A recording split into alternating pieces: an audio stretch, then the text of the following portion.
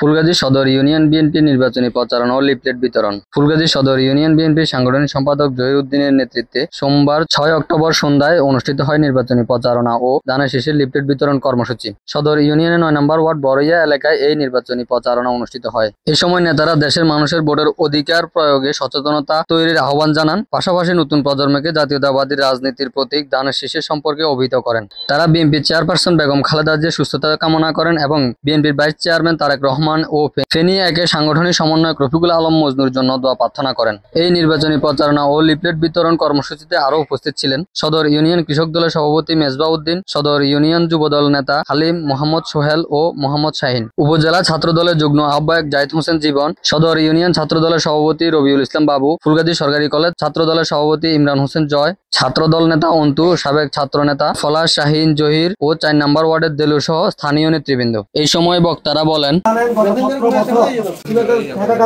Vote দিতে পারেন নাই, তারপর ব্যক্তিটা গত 2024 সালে 5 আগস্ট ছাত্র জনতা এবং এদেশের সাধারণ মানুষের গণ অভ্যুত্থানে ফ্যাসিস্ট খুনি হাসিনা বিদায় নিছে।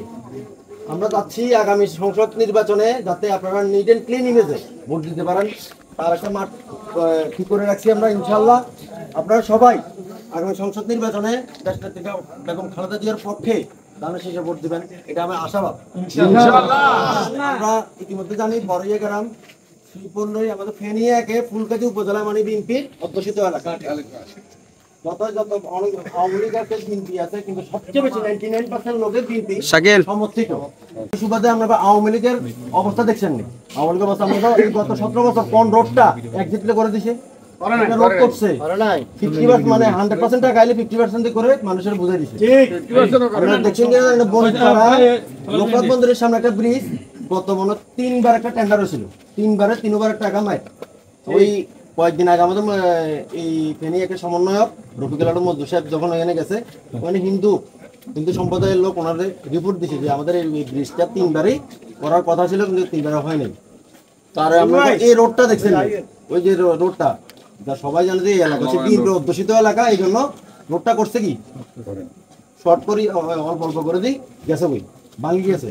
তো আমরা যদি এলাকার উন্নয়ন, সামাজিক উন্নয়ন, রাষ্ট্রের উন্নয়ন যদি চান, তাহলে আপনারা ইনশাল্লাহ আমরা আশাবাদ করতে পারি আগামী নির্বাচনে দেশনেত্রী বেগম খালেদা জিয়া, দেশনেত্রী তারেক রহমানের পক্ষে ধানের শীষে ভোট দেবেন।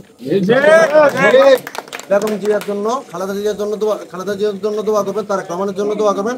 তার পাশাপাশি ফেনী একের সমন্বয়ক আমাদের হৃদয়ের স্পন্দন রফিকুল আলম মজনু সাহেবের জন্য দোয়া করবেন।